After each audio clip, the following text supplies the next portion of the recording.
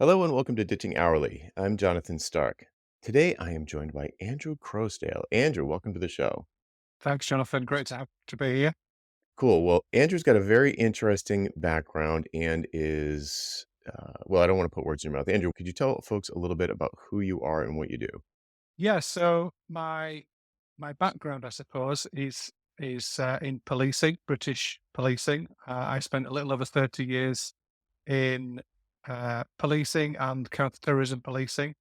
I retired from that 2.5 years ago now, when I began my business, which is as a independent consultant and advisor, helping businesses enhance their governance, integrity, and operational excellence using principles from counterterrorism policing. And the businesses then benefit from being able to enjoy smoother team operations and the solid foundations from which to scale, essentially. Cool. And what caused you to want to start consulting of all the different things you could have done? Yeah, good question. I'm sure there'll be more good questions, but a lot of people go back into the police once they have retired as a police officer to go back in as what we would call a kind of support member of staff. But for me, I really wanted a change, and I wanted to go into business and see what I could do with everything I'd learned in the business world for that kind of variety, that change of scenery, change of kind of paradigm. And what I really enjoyed in the police and became very good at was developing high performing teams. I had a number of experiences that go back to when I was 8 years old living in Mexico, experiencing corrupt policing. That probably began my career. Um, but having learnt and got the scars and climbed the mountains to understand exactly how to create high performing environments, I think is the best way to describe it, then that I recognize that was extremely valuable, and friends and entrepreneurs that I know said you would be incredibly valuable in the business world. And so that was my love, is improvement, real impact. And so if I can be a consultant and bring that knowledge, share all that learning, and it fast tracks the performance of businesses for their leadership teams and owners, then that sounds like I've got everything that I want out of life, really. Mhm.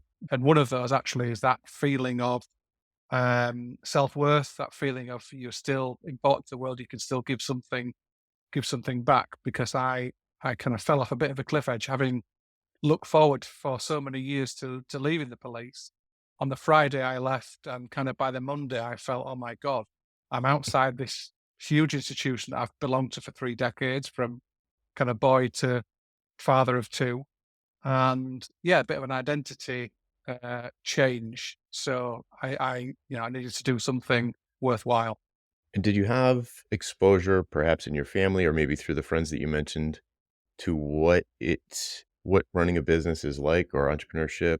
Had you gone to business school at any point? Like how cold were you, I guess is really the question, and how much help did you have getting started? Yeah, so I have got a number of friends who've got their own businesses, and it's an interesting point actually that not many of them would probably concede what I suspect is going on in most businesses, which is their teams operate at a fairly functional, mediocre level. If you look at, they might operate at a good level, but rarely at that kind of great level, which is what I believe you can get them up to. And I've done that in policing. So probably not a lot of learning from friends, but my experiences, and again, these go back to childhood if we go there, that when customer service is delivered to a high standard, it makes such a difference to people's lives.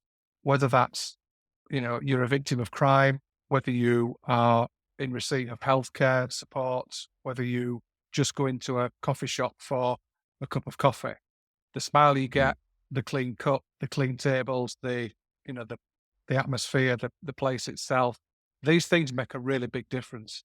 And that's really important to me. I really value that. So I could see that. I think in most of my experiences, it's not great.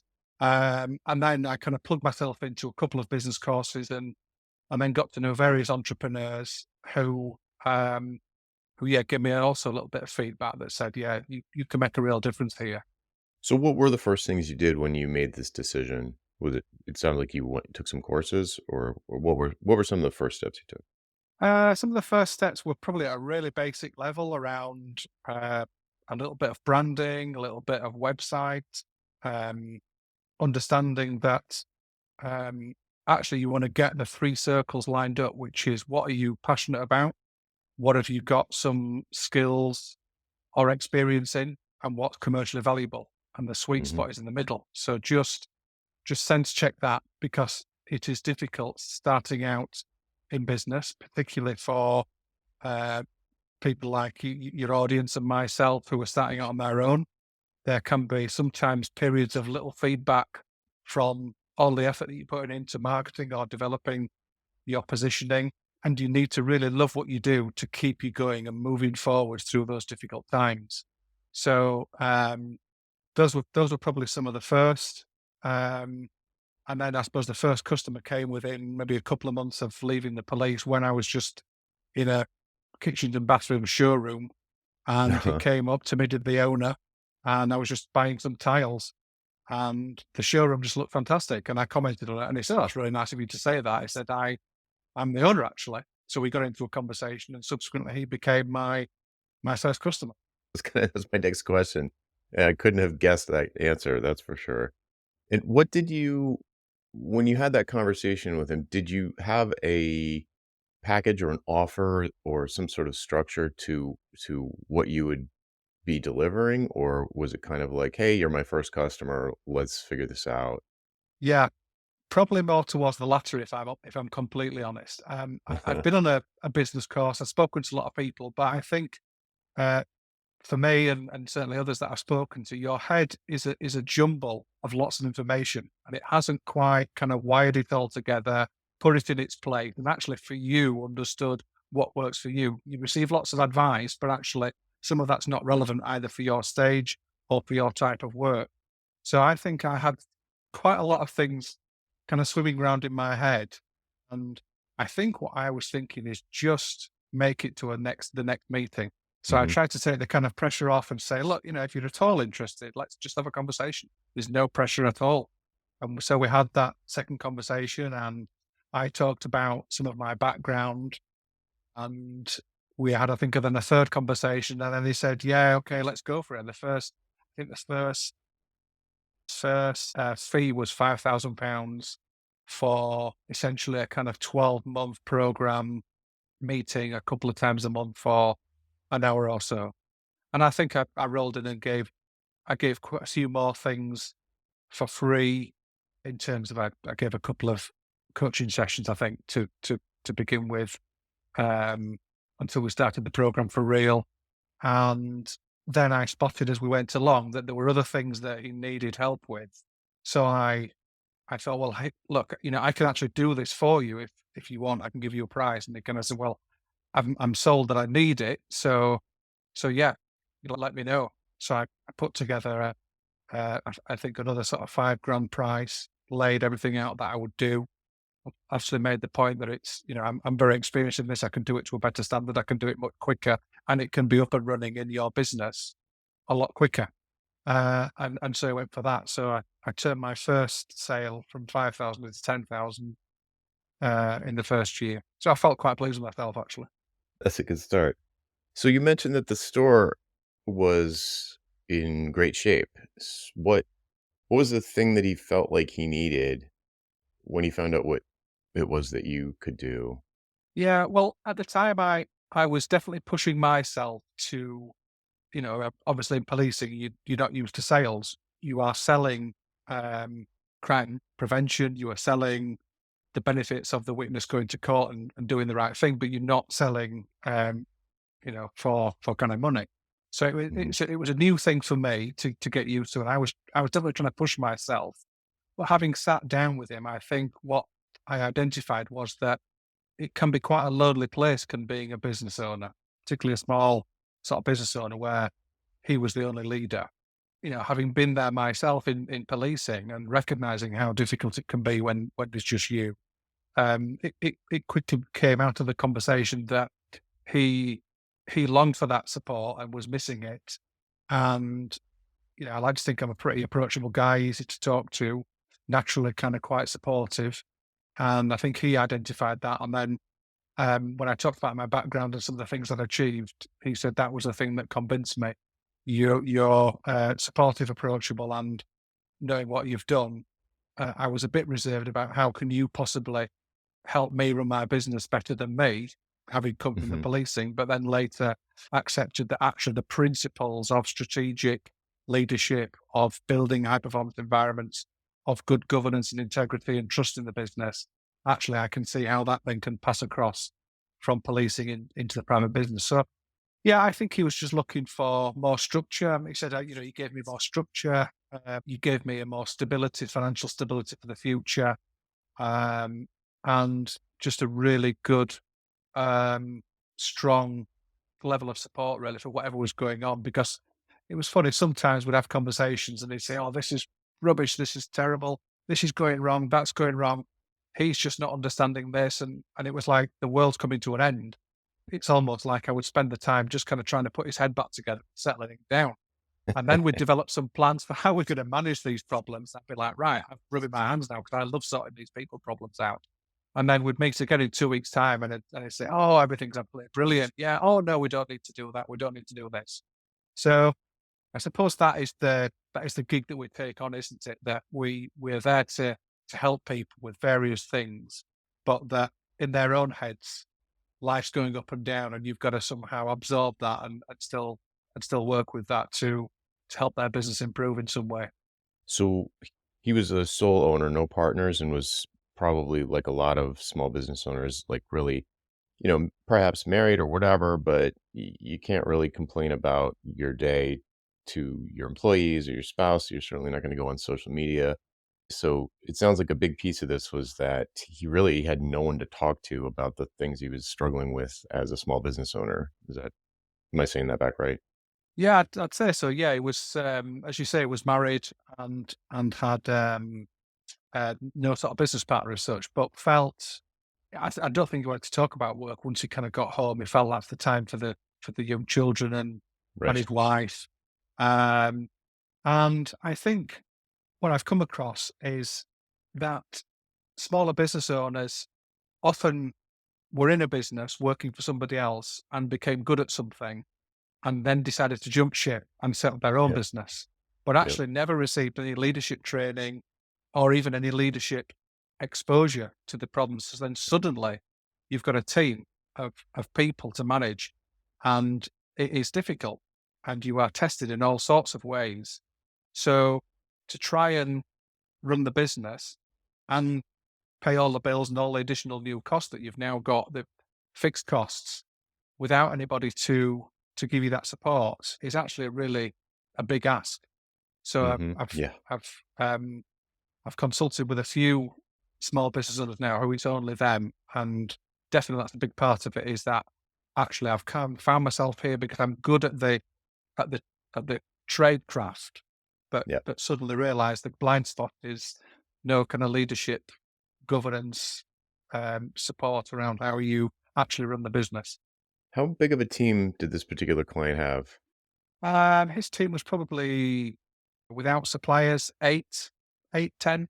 Is that kind of a sweet spot for you, do you think? I know it's only been a couple of years, but Yeah, I'm still not settled on that, to be honest. In some ways, I think when you start to get to around the 20 mark, then running things fairly informally, as normally happens below that, starts not to work. You start to need now a deputy.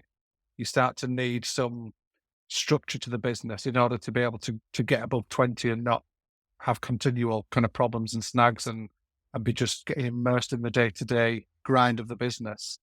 Mhm. But actually some people I know in the business world, in these kind of entrepreneur groups that I'm in, think that I should be more, and I have worked for some bigger businesses, but think that my background is bigger than just team performance. It's more about governance and trust and integrity and the more holistic structure of the organization.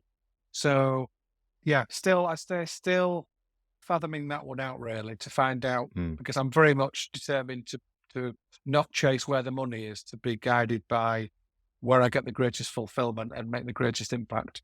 in law enforcement, like, totally different environment, different culture. Yeah, very much so. You know, my teams, I probably began in leadership around the age of maybe 25, something like that, with teams of maybe 10 to 20. I finished as a chief inspector at the British Counterterrorism headquarters in London, where I had only a team of maybe 6 or 7, but my job was to be the national lead for a particular aspect where I was trying to influence 250,000 people. And so Mm, building the accountability structures, the governance boards, how could we, how could I get through all the layers of managers and ranks through to those people on the front line to allow us to be better at identifying risk so that we could manage the risk and so we could keep the public safe. So yeah, mhm. a different challenge, but in many ways, what I do, I think, can be scaled up or down quite easily. It's about, as I say, good governance can work in a team of 10 as much as it can work in teams of hundreds. It's just a slightly bigger version. Um, so yeah, it was very different. You go from the things that you do potentially could save lives to might sell more kitchens or bathrooms or deliver a greater cleaning service or better designed websites and digital services. So it is Right. different, but S I really enjoy the change actually. Still very much lots to learn, but I have a huge amount of enthusiasm for the difference that people can make. I know, particularly from your lens, that software and tech can make a huge difference to the efficiency and effectiveness of businesses. But I'm also a big believer that customers are still people, and there's people Yeah. behind tech, and therefore the biggest contribution I think I can make to the world is to help business owners and leadership teams be able to inspire the best from their people so that customers can enjoy the best service. Wow, that's a great line, write that down. That's very Thank you. clear. So, let's talk about this word governance because it's a word I've almost never heard, especially Right. in business, or not especially in business. It's not a word that comes up that much in my circles. I think I've only heard one other person ever say it. Really? So, yeah, maybe it's a United States thing, I don't know, but is what's the difference between governance and leadership? So governance, I would say, is more about the structure that you put in place. So so one of my I've got a kind of 5-step method of supporting businesses. The first thing I would do is kind of have an hour conversation with the business owner. Then, if they wanted to proceed, roll into a kind of diagnostic, where over several weeks I would look at the business. And the things that I'm looking at is number one, what I call fortify identity. So that is, what does your business identity look like? Have you got a clear, meaningful, inspirational mission that not and not from the customer's point of view actually, but from your team's point of view, is just going to light them up and make them feel we're doing something special.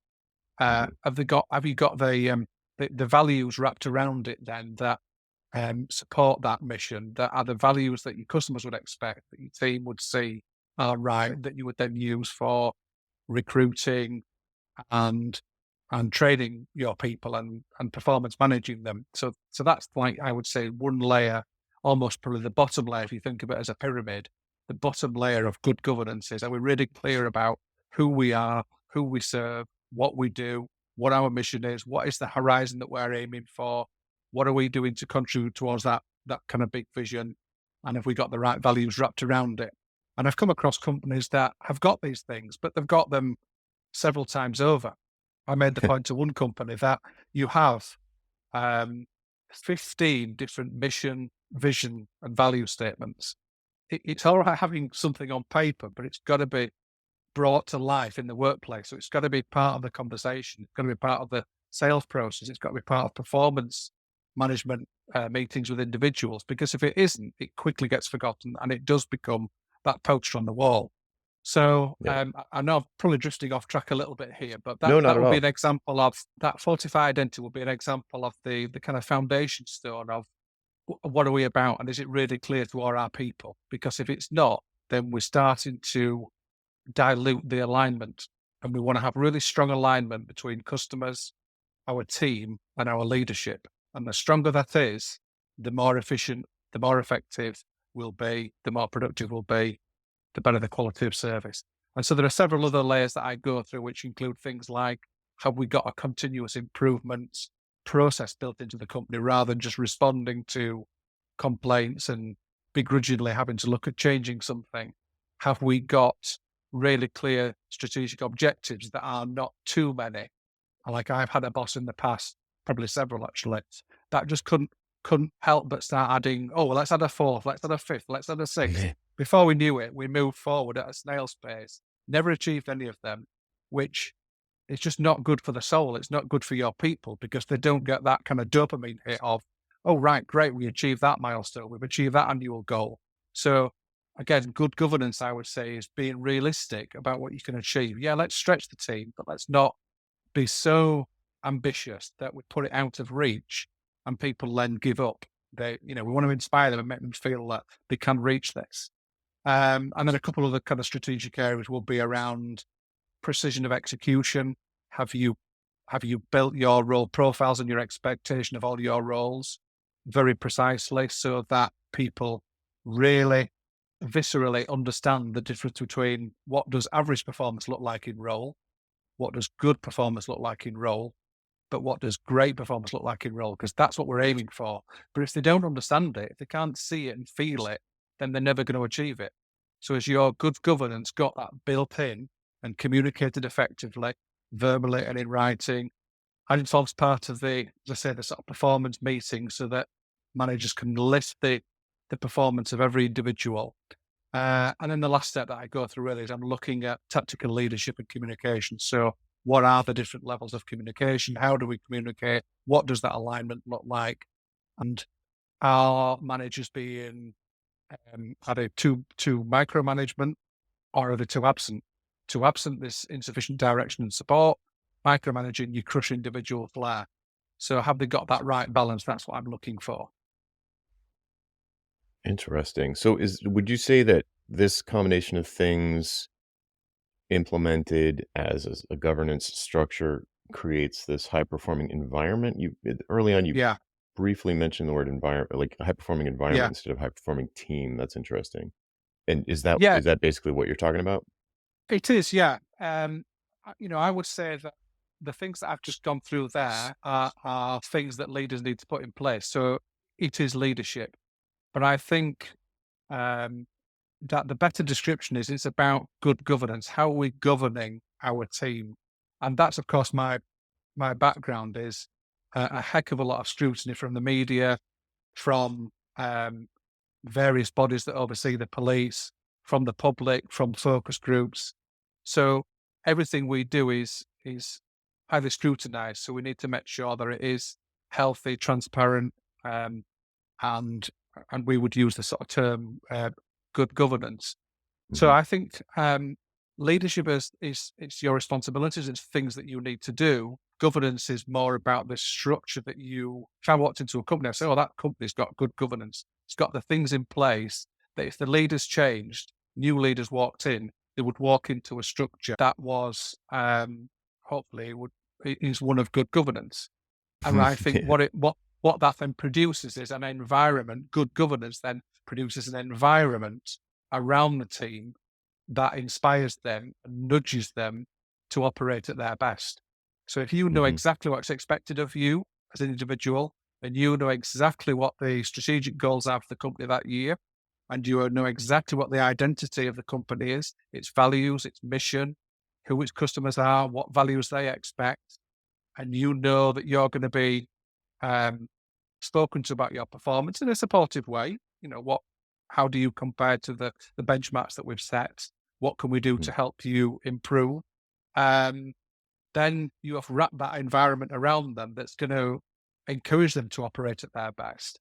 And if they are, if they've got the wrong mindset, then they will be nudged to improve. And if they can't improve, then my view is time to move on. Right. So it sounds like it's a combination of policies, procedures, systems, all in support of a clear vision, mission, values, that sort of thing. Is that pretty accurate? Yeah, I'd say I mean, it's quite holistic and it's quite comprehensive. And I think in some ways that makes it quite difficult for me to communicate because you come across businesses that might just focus on purely branding, which you could say is a little bit like the identity step. But because it's so Mhm. holistic, if you imagine my experiences, parachuted into one team, there for a couple of years, out, parachuted into another. So you get used to looking at the comprehensive governance and environment that is there for that group of people to achieve those particular policing goals. So yeah, I think it's about strategy, governance, leadership, um, systems, processes. Uh, yeah, I think it's all of those rolled in really. So if you were gonna parachute into a new company, a knitting store, let's say, that had 20, yeah, call it 20 employees, and you'd have a conversation, what would you look for to determine what their current state is? Their like this diagnostic step. Mm.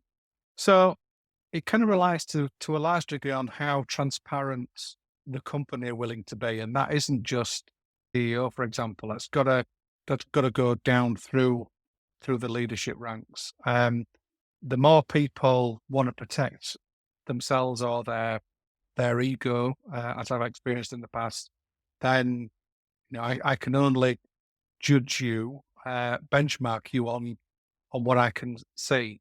So I asked them if they will be transparent with me as the decision maker or the key sort of point of contact for me in the company, and then I will chat through the kind of things that I've been talking to you about to find out from them how do things look. We might kind of use scalar type descriptions. So I might say, Jonathan, for example, in your company on a scale of 1 to 10, how clear would you say your strategic goals are? And by that, I mean, how many have you got? Where are they written down? Have they been communicated to the team? How has it been communicated to the team? Has it been a two-way conversation? Has it just been sent by email? I would have Mhm. those kind of questions.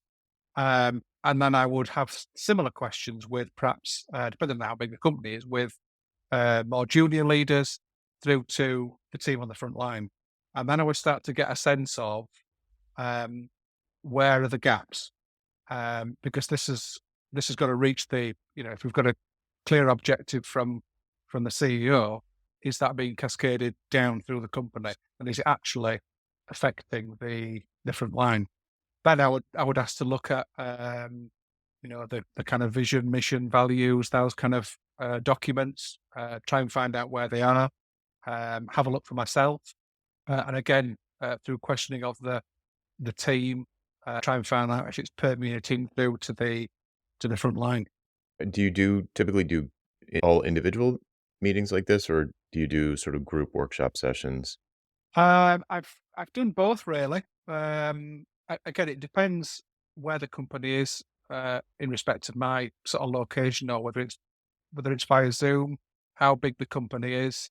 But as I say, I've kind of done both really, and I mean, I did some work for in this country what's called His Majesty's Inspectorate of Constabulary Fire and Rescue, and that is Mhm. like an independent body that works on behalf of the government, but it's independent from government and policing, and it goes into police forces and it asks questions of police leaders and frontline, and there's a system that's used to try and um, cross-reference what one person's saying through the others. So I've had that Hmm. experience of working across police forces. It's really a similar method of trying to extract and cross-reference this information. Is what's being told to me.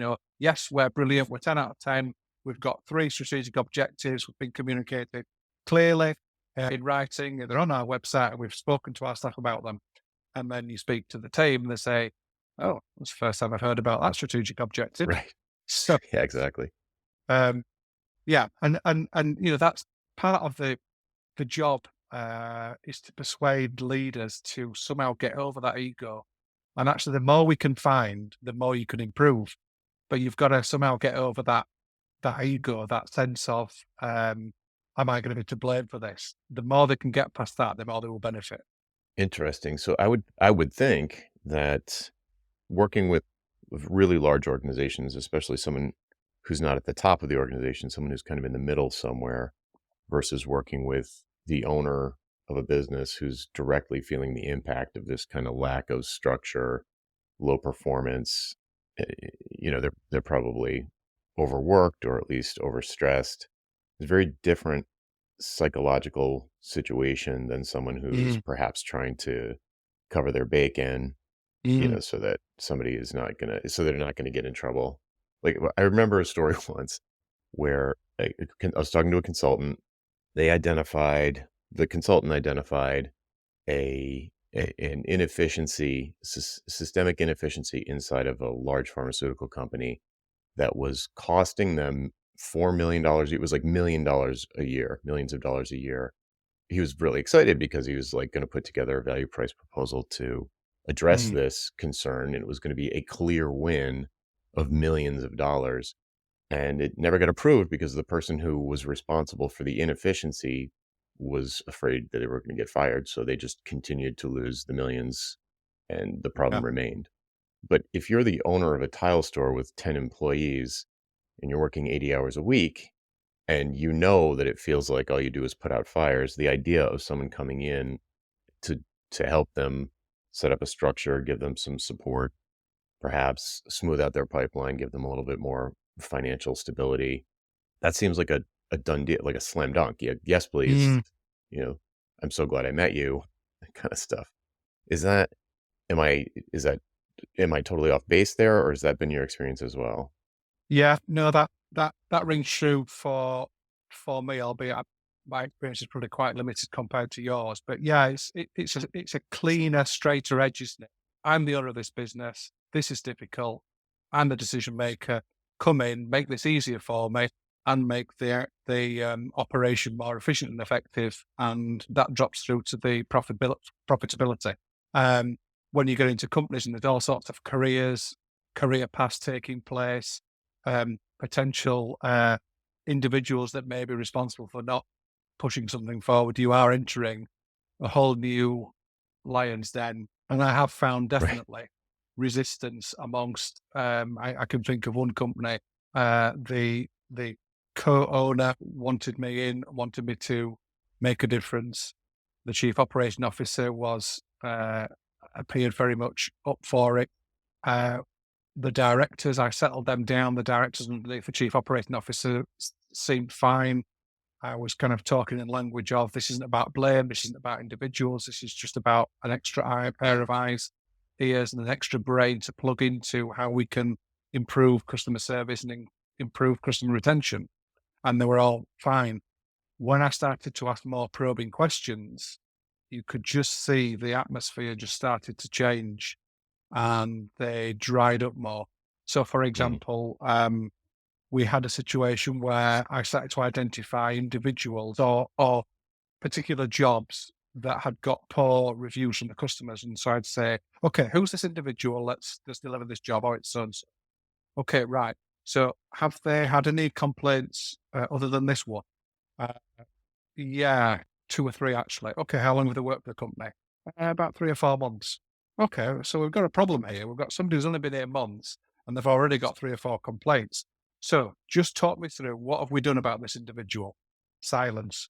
And this is all over mm. email. Because so I kinda chased Oh. up again and said, "Look, guys, I can only kinda help with this if we can kinda get to the bottom, and if it's nothing, that's fine. Just tell me, but then we know why and what's not happening, and we can put the process in place to address it." Still silence. Shortly after, Hmm. the chief operating officer, a couple of weeks later, said, "Oh, we've had a bit of a meeting, and the directors have just asked if they could have some space because they feel they just need to kind of work this through on their own, and I feel like I should give them the space." I'm like, right, we've got the tail wagging the dog here. It's starting to get close to the problem, and Yeah, I see what you the mean. the the the the ability to be braver and say, okay, I'm fine with being able to admit mistakes or the absence of something, and get past it. But actually, the psychology was no. Let's try and just clamp down because it's the consultant that's the problem here. He's going to shine a light where we don't want the light shining. Um, so yeah, Yeah. but I mean, I think was it Google that did some kind of project where they established that one of the most impactful things for teams or the performance of a business is for teams to feel that they had psychological safety in the workplace, that they could admit their mistakes, they could concede where they might have done better, without any kind of blame or being crushed or humiliated. And that encouraged a whole different culture that was around improvement and, the subtle improvements that, compound to make a big difference. So, Mhm. yeah, and I think in that instance, clearly they are somewhere from that. Yeah. Wow. So how just out of curiosity, that in that example, how big a company was that So they headcount-wise? had about 500 employees. Mhm. Alright, and what do you are you getting closer perhaps or starting to circle in on your favorite company size? Any kind of commonality in the sorts of clients that you think you would wanna prefer to work with for the next year or 2?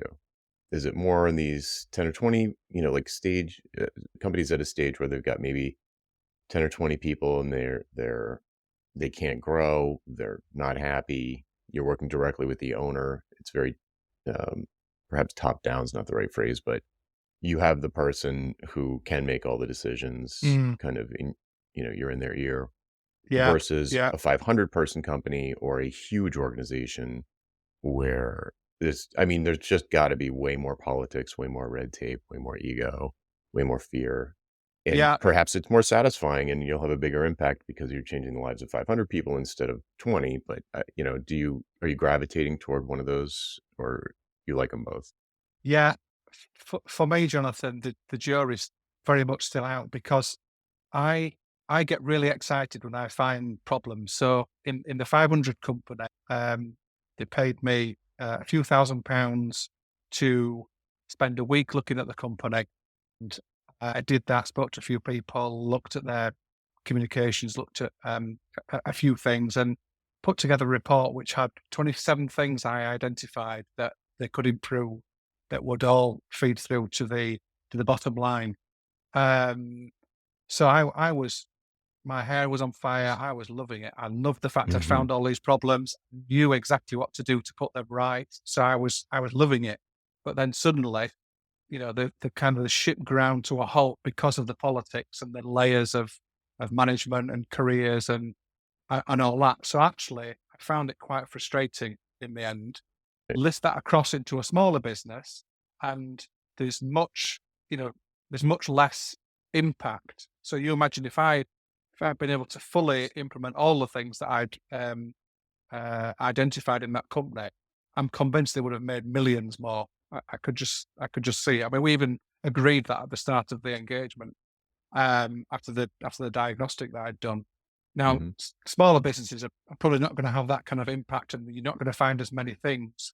So it's less satisfying in terms of the volume of problems and the impact that you feel you're going to have, but the cleaner edge of just having a business owner, you're speaking to them, they're the decision maker. Whatever you agree between you is going to happen. That, of course, is what you're after. So if I could Mhm. somehow mold the two, then that would be perfect. But that's not the real world, unfortunately. So Mhm. I'll still keep on doing both and hope that answer comes clear in time. Have you read the book Flawless Consulting by Peter Block? No. Yeah, I'd add that one to my short list.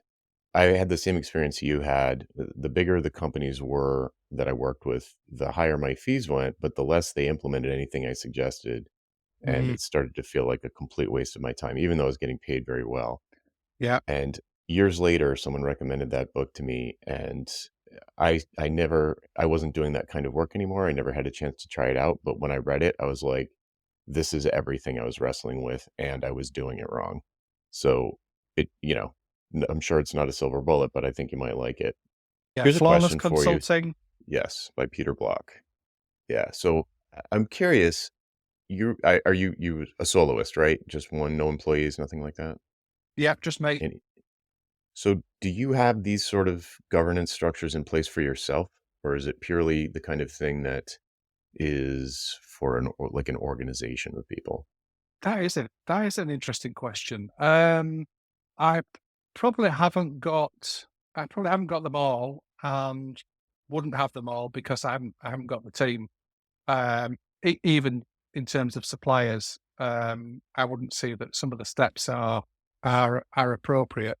It's really it's designed the methodology is really designed around how do you, as a leader, through potentially other leaders, create the structure and the structure and environment that will get the best of your people even when you're not there. Mhm. So obviously it's designed around businesses with teams. Right. I asked not to put you on the spot, but because most people listening don't have employees. So I'm wondering if Yeah. there's some advice you would give them in terms of like what steps or what portions of this. Yeah. So I mean, if you zoom out, you said that's something I really liked, which was that a big piece of this is creating a tight alignment between the customers, the leadership, and the team. And Mm. I could imagine there are plenty of people out there who have, like exactly like you said, they've become some sort of master of a trade or a craft, and they in an employment type of situation, they decide to go solo. They do the craft, perhaps by the hour, perhaps some other way, but they're not thinking about hiring. They're also not thinking about other big strategic business things. They're just doing React development, or they're just tiling floors at a high level of quality and excellence, but they're not there's no business there yet. There's no structure there. So are there Yeah. pieces of this? I know this is sort of on the fly for you, but like are there pieces of this that people could implement on their own in a way that would help create that tight line between at least them and their customers or clients? Definitely. That's a clever question to say what bits could you list out of it that would be good for solopreneurs. I think the identity is really important. So to understand really clearly what you do and who you do it for and what problem you solve and what maybe the symptoms are that they may be experiencing if they are not solution aware. Um, that you have, established your values. I think if nothing else that are true to you, which then allows customers to understand who are you, what do you stand for, and actually you're my sort of person because we need to get on with the people that we are working with, and so our values, I think, is a good way of um, understanding that you are the right fit for each other. Continuous improvement, I think, is definitely something that we can use not just as a larger company with teams, but as individuals. I always say to every one of my clients, I want you to be brutally honest with me. I don't want you to just say the nice things. If you've got some compliments, then yes, that's great. But actually, I'm more interested in what's the what's the 0.5% better that I could have been in some way. Is it more supportive? Is it a little bit more time? Is it explaining something? Is it the language that I've used wasn't as clear as it could be? So I think, yeah, we should um, we should be committed to that notion of continual improvement. Um, those are probably the biggest two, I'd say. All right. So for folks listening, as we're wrapping up here, so we're getting up to time. This is going to sound, maybe you have no answer for this. It sounds like a stupid question, but I still want to ask. Is there an exercise that the dear listener could go through to determine what their values are? And when I've done this with people, I've never done it with like, I don't, there's probably some framework for doing this that I'm not aware of. But whenever I ask this of people, they don't know where to start. Like, they don't know what kind of like what altitude to attack it from. Like, Yeah, is there a sort of a process that you would take a CEO through to determine what their business well, I guess their values are probably infused into the business. So how would you walk somebody through that? How many should you end up with? How grandiose should they be? So the process I would normally follow would be something like, because I really think it's important. I know we're talking now for your audience of perhaps largely solopreneurs, but I would normally involve the team in this. But the first thing I would want to establish is, what is your mission? What is it that we do at a really simple level? What do we Mhm, do, and get that kind of vocalized, um, and just be directionally correct with it. Don't worry about it being perfect. Just have a good stab at what you think it is that you do, and then think on a kind of real ethical level. What is the difference that doing that contributes to in the bigger world? So if for me, if it's about ethical leadership, improving the performance of businesses so the world can prosper from better service, that's the big thing that I'm not the only person contributing towards, but that's the big thing that the world's benefiting from. World prosperity is benefiting from improved performance from teams. So try and find out what that big vision is. And then when you've got those, you've got your horizon then, what it is that you're looking at and towards. And then I think next, then I would go to the team and say, okay, so what kind of values would your customers expect from a business that's delivering that mission towards that vision, that big horizon vision? And then mhm, get them to start articulating, okay, well, actually, a lot of our customers, for example, are older people, and they need us to kind of walk through it quite slowly, sometimes repeat it, sometimes explain it in different language. Okay, so is patience and a value that, oh yeah, definitely patience. Yeah, patience really important to our customers. So get the team to start thinking about what kind of values do we think customers would want from our business delivering this mission. And then I would ask the team, so what values do you think are important? You know what the business is doing, and that lights up this kind of other side of their brain that they not maybe normally used to using, and they think about then the values that are important to the business, not them, but to the business. And then I'd maybe mm, turn to the owner, who is entitled to steer that business, to have the identity that they feel is right. So integrity is a big part of my background and really important to me. So they add then their values, and then you've got this collection of three buckets. What do we think are the values that are appropriate for the business, from the customers, from the team, and from the leadership? And then when you've got those, I think you need to crunch it down to 3 to 5 is my advice, because any more than that, and it quickly gets forgotten by the team, quickly gets forgotten by the customers. Um, Particularly from the team point of view, I want them to remember these values. I want it to become part of the day-to-day operations, the performance meetings, the rewards and recognition, so that we're constantly banging that drum about why these values are important. But hopefully, from mm. from that description, your audience can pull out, all right, I've got a bit of a process there that I can work through to find out what do I think they are. And just don't worry about it being perfect. If it's directionally correct, it's a really good start. And then you can actually start bouncing off your customers. Would you mind giving me some feedback? We've recently refreshed our vision, mission, and values. What do you think? Is there anything that you'd add there that you think is missing that's important to you? So then you can start to refine it and make it better. And then I would recommend reviewing it at least once a year.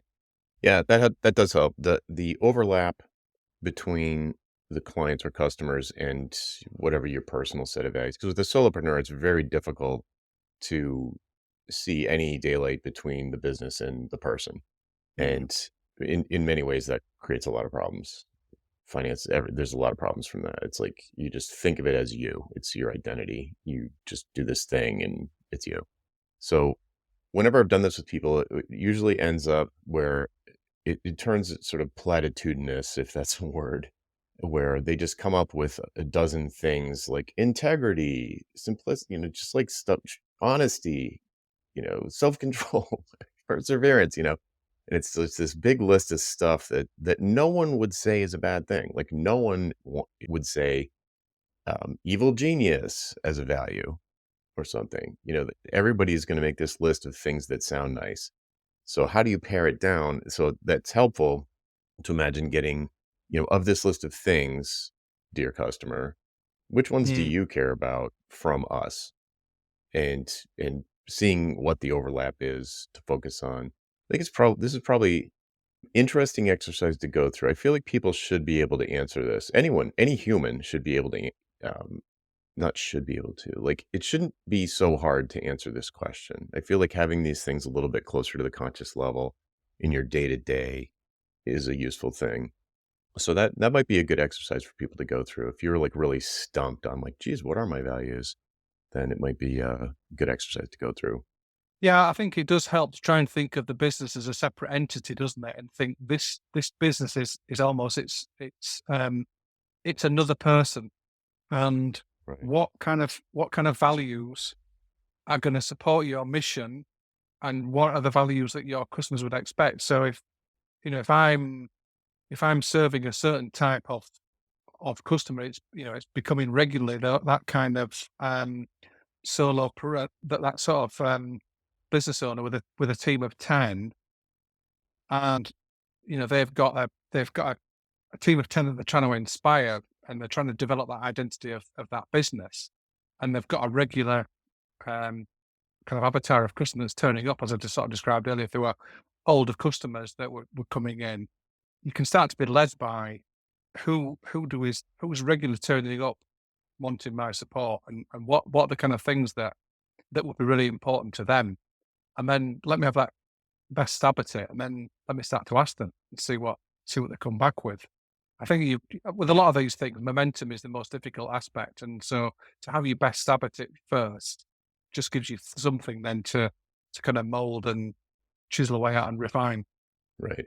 Yeah. Can't steer a parked car. Cool. Well, this has Yeah. been fantastic. That's probably a good place to leave it. Thanks so much for joining me, Andrew. Where can people go to find out more about what you're doing and maybe reach out to you, connect on LinkedIn or something like that? Yeah, LinkedIn's probably the easiest. Fairly unusual surname, Andrew Croasdale, spelled Croasdale. I'm on there. Be great to connect with fellow independent consultants and solopreneurs. Um, Need to support each other. You're doing some great work, Jonathan. So thank you for inviting me on, and the good work that you're doing. Hey, my pleasure. All right. Thanks again, Andrew. Thanks, Jonathan. All right, folks. That's it for this week. I'm Jonathan Stark, and you've been listening to Ditching Hourly. See you next time.